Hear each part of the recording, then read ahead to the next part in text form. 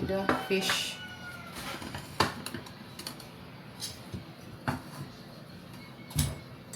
Thank you, God, for the food. Bless not to fast for to my surgery party, and bless to the people to watch this video. Amen.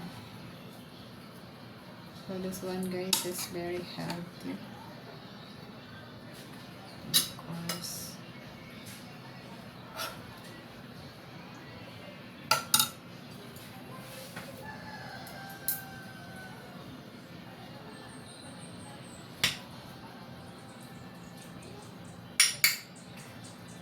Fish.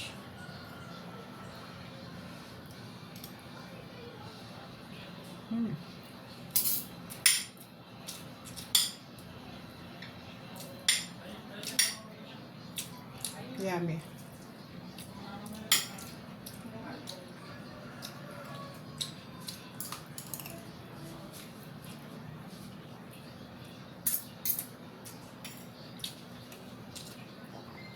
Delicious.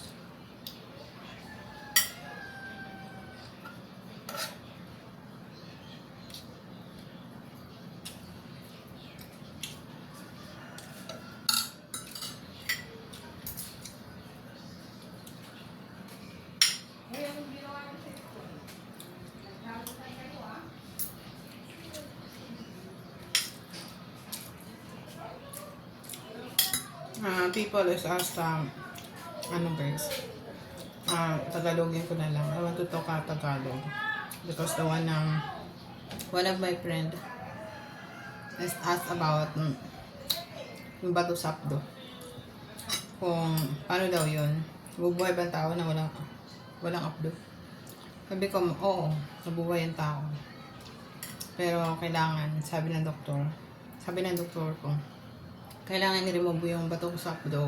Yung apdo ko kasi magkukos din siya ng stone or bato. Kung paano ko daw yun na ipon, ganun din daw mangyayari doon.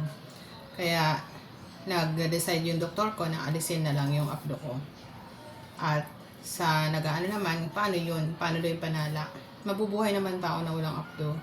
Nga lang may limitation sa pagkain. May hangganan yung pagkain.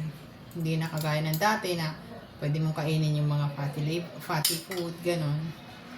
At saka sobrang taba, bawal na ako dun. Yan ang pagkakaiba sa may apdo at saka walang apdo. May apdo at saka walang apdo.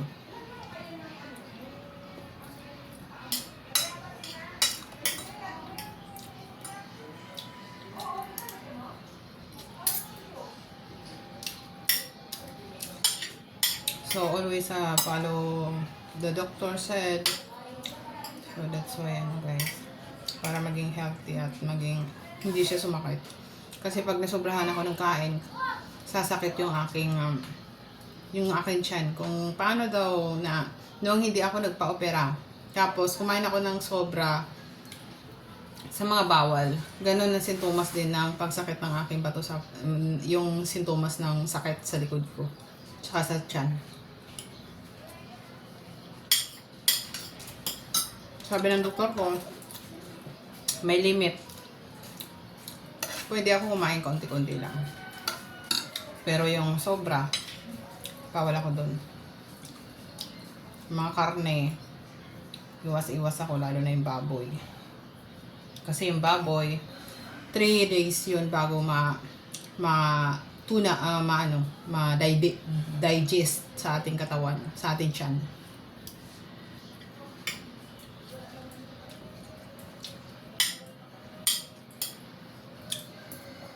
Kaya, more chicken, ganon. Saka beef.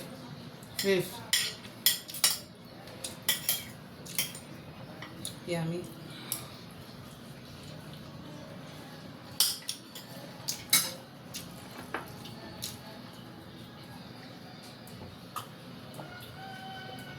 Thank you guys for watching. Please subscribe to my YouTube channel and follow my Facebook page. If you buy something, please click the yellow basket in my TikTok shop and follow my Instagram. Thank you, everyone.